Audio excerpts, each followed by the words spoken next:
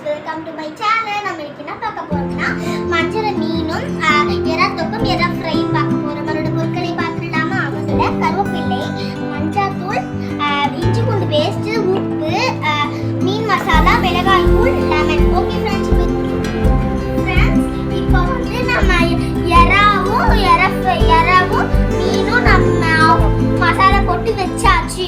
அது 1/2 hour ஊறணும். அதுக்குள்ள நம்ம எறா தொக்கு எப்படி பண்றதுன்னு பார்த்துடலாமா?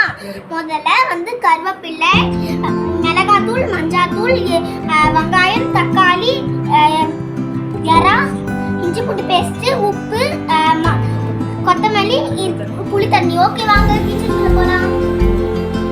ஓகே ஃப்ரெண்ட்ஸ், இப்போ சாதம் நல்லா வெந்துட்டு இருக்குது. இப்போ நம்ம எறா தொக்கு எப்படி பண்ணுறதுன்னு பார்த்துக்கலாம். எண்ணெய் காஞ்சிடுச்சு. இப்போ நம்ம சோம்பு போட்டுக்கலாம். இப்போ வந்து கருவேப்பிலை,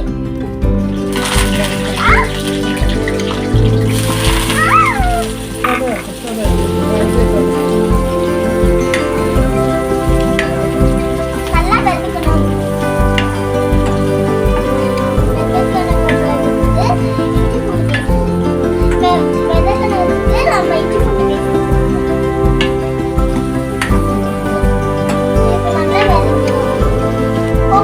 இப்போ வந்து வெங்காயம் நல்லா வதங்கிச்சு. இப்போ நம்ம வந்து இஞ்சி பூண்டு பேஸ்ட் போடலாம்.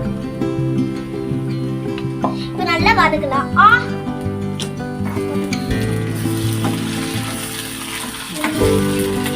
சிம்ல வச்சுட்டு இப்போ நம்ம மஞ்சள் தூள் போடலாம்.